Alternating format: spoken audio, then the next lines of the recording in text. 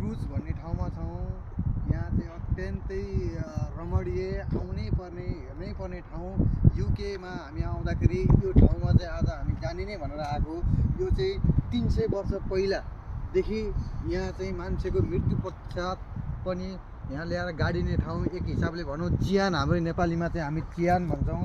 यहाँ चाहिँ मान्छे लिएर मृत्यु पश्चात ल्याएर गाडिने र त्यो सम्झनामा यहाँ मान्छेहरू आउने, यसलाई बेला बेलामा सम्झिने, आफ्नो चाहिँ परिवारको मान्छेहरू कोही बितेको छ भने यसलाई ल्याएर चाहिँ यहाँ चियानमा गाडेपछि यहाँ मान्छेहरू आउने, यसमा चाहिँ सम्झिने ठाउँ रहेछ। यो एकदम रमणीय शान्त सौम्य जुन ठाउँ छ, यो ठाउँमा चाहिँ यो बिल्डिङ हामीले देख्न सक्छौँ।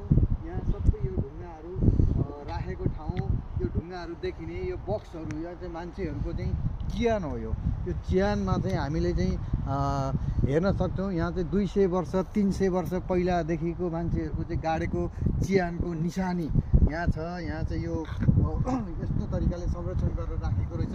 यहाँ चाहिँ हाम्रो पहिलाको विश्वयुद्धमा अन्त त्योभन्दा पहिलाको लडाइँमा पनि मान्छेहरू चाहिँ जसले शहादत प्राप्त गरे ती मान्छेहरूलाई ल्याएर यो ठाउँमा चाहिँ गाडेर राखिने रहेछ।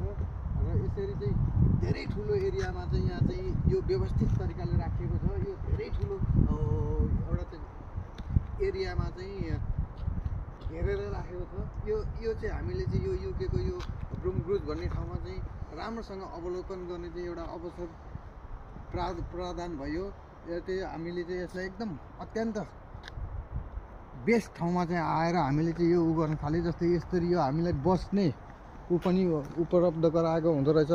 यो चाहिँ सम्झनामा चाहिँ कसैको सम्झनामा चाहिँ यो खडा गरिएको हो र यहाँ एकदम संरक्षित रूपमा चाहिँ राखिएको ठुलो एरियाभित्र यो एक प्रकारको चियान, नेपाली उसमा चाहिँ चियान भनेर भन्छौँ हामी चाहिँ। यसको अवलोकनमा